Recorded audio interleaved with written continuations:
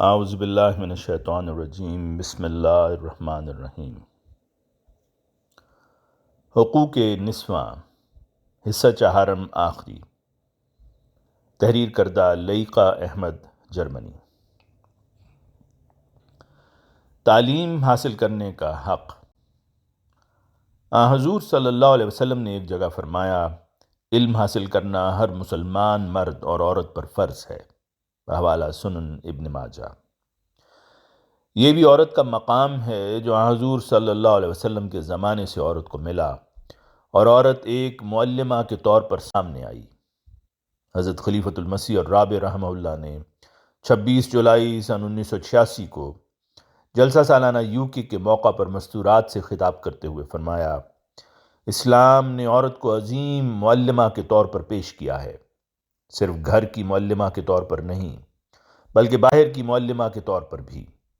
ایک حدیث میں حضرت اقدس محمد مصطفیٰ صلی اللہ علیہ وآلہ وسلم کے متعلق آتا ہے کہ آپ نے فرمایا کہ آدھا دین عائشہ سے سیکھو، اور جہاں تک حضرت عائشہ صدیقہ رضی اللہ عنہا کی روایات کا تعلق ہے وہ تقریباً آدھے دین پر حاوی ہیں۔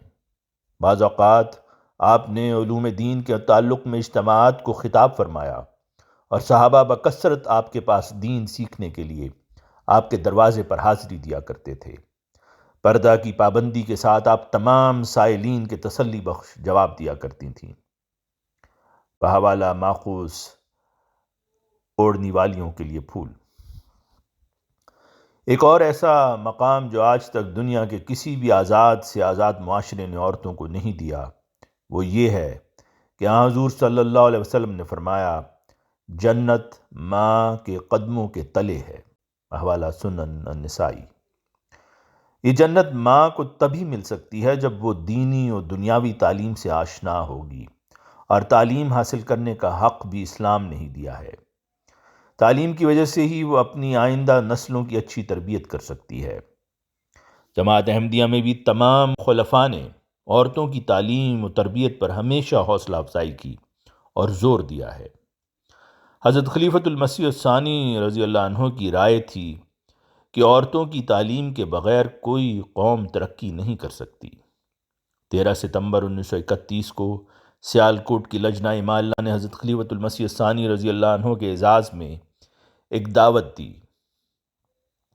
اس موقع پر آپ رضی اللہ عنہ نے ایک تقریر فرمائی، جس میں ایک جگہ فرمایا، یہ امر کس قدر افسوسناک ہے کہ سارے پنجاب میں مسلمانوں کا ایک بھی زنانہ کالج نہیں، اور قادیان کا کالج پہلا زنانہ کالج ہے، اور خدا کے فضل سے وہاں عورتوں کی تعلیم اس قدر زیادہ ہے کہ چند ماہ ہوئے میں علی گڑھ گیا تو مجھے بتایا گیا کہ صرف 4 لڑکیوں نے انٹرنس کا امتحان دیا ہے، لیکن قادیان میں پہلے ہی سال 16 لڑکیوں نے امتحان دیا، اور ہم نے اندازہ کیا کہ قادیان میں تقریباً 100% لڑکیاں تعلیم حاصل کرتی ہیں، گویا ان کی شرح لڑکوں سے بھی زیادہ ہے۔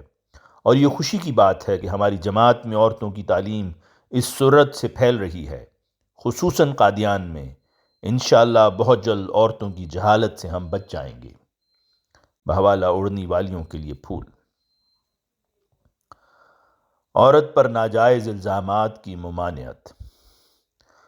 اللہ تعالیٰ قرآن کریم میں فرماتا ہے، والذین یرمون المحصنات ثم لم یاتوا بأربعة شہداء فاجلدوہم 80 جلدۃ ولا تقبلوا لہم شہادۃ ابدا، سورہ نور آیت 5۔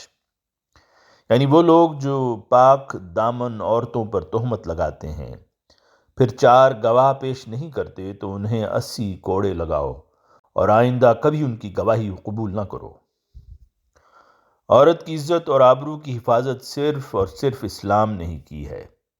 5 ہجری میں جب حضرت عائشہ صدیقہ رضی اللہ عنہا کی پاک دامنی پر جھوٹا الزام لگایا گیا تو اس وقت خدا تعالیٰ نے آپ کی بریت کے بارے میں ذکر فرمایا ہے، اور یہ عورت کے لیے بہت بڑا مقام اور مرتبہ ہے جو خدا تعالیٰ نے عورت کو دیا۔ اس طرح اسلام نے عورت پر جھوٹے اور غلط الزامات کا دروازہ بند کر دیا، جس کے نتیجہ میں ہر مسلمان عورت خود کو محفوظ سمجھتی ہے۔ آج اللہ کے فضل سے جماعت احمدیہ ہی وہ جماعت ہے جس میں اسلامی تعلیم پر کما حق عمل ہو رہا ہے، اور آج سے 1400 سال پہلے جو عورت کو مقام اور مرتبہ ملا وہ آج بھی برقرار ہے۔ اللہ کے فضل سے نظام خلافت کے تحت عورت کے حقوق کی پاسداری کو یقینی بنایا جاتا ہے۔ مغربی ممالک جو اپنے آپ کو آزادی کا علم بردار سمجھتے ہیں، انہوں نے تو اسلامی حقوق کے مقابلہ میں اپنی عورتوں کو اس کا عشر اشیر بھی نہیں دیا۔ آج ان کو یہ تو نظر آتا ہے کہ ایک مسلمان عورت سر ڈھکتی ہے اور پردہ کرتی ہے تو ان کے خیال میں یہ اسلام نے اس پر ظلم کیا ہے، گویا وہ بیچاری مظلوم ہے۔ حالانکہ اسلام نے تو عورت کی عزت اور تقدس کو قائم کیا ہے۔ وہ پردے میں رہتے ہوئے بھی آزاد ہے، اپنی اعلیٰ تعلیم مکمل کرتی ہے، ڈاکٹری کا پیشہ ہو یا ٹیچنگ کا، دینی علم دینا مقصود ہو یا معاشرتی معاملات میں مدد، ہر شعبہ میں آگے بڑھتی چلی جاتی ہے۔ حضرت مسیح موعود علیہ السلام فرماتے ہیں، اسلامی پردہ سے یہ ہرگز مراد نہیں ہے کہ عورت جیل خانہ کی طرح بند رکھی جاوے۔ قرآن شریف کا مطلب یہ ہے کہ عورتیں ستر کریں، وہ غیر مرد کو نہ دیکھیں۔ جن عورتوں کو باہر جانے کی ضرورت تمدنی امور کے لیے پڑے ان کو گھر سے باہر نکلنا منع نہیں ہے، وہ بے شک جائیں، لیکن نظر کا پردہ ضروری ہے۔ مساوات کے لیے عورتوں کے نیکی کرنے میں کوئی تفریق نہیں رکھی گئی ہے۔ مساوات کے لیے عورتوں کے نیکی کرنے میں کوئی تفریق نہیں رکھی گئی ہے، اور نہ ان کو منع کیا گیا ہے کہ وہ نیکی میں مشابہت نہ کریں۔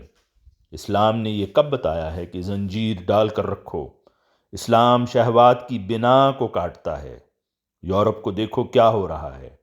لوگ کہتے ہیں کہ کتوں اور کتیوں کی طرح زنا ہوتا ہے، اور شراب کی اس قدر کثرت ہے کہ 3 میل تک شراب کی دکانیں چلی گئی ہیں۔ یہ کس تعلیم کا نتیجہ ہے؟ کیا پردہ داری یا پردہ دری کا؟ بحوالہ ملفوظات جلد اول۔ حضرت خلیفۃ المسیح الثانی رضی اللہ عنہ کی رائے تھی کہ عورتوں کی تعلیم کے بغیر کوئی قوم ترقی نہیں کر سکتی۔ آپ کے اسی فرمان پر عمل کرتے ہوئے عورتیں اعلیٰ تعلیم کی منزلیں طے کرتی چلی جا رہی ہیں۔ حضرت خلیفۃ المسیح الثالث رحمہ اللہ نے اپنے دور میں تعلیم کے میدان میں اعلیٰ کامیابی حاصل کرنے والوں کے لیے گولڈ میڈل دینے کا اعلان کیا، اور یہ صرف مردوں کے لیے مخصوص نہ تھا بلکہ اس میں عورتیں بھی شامل تھیں۔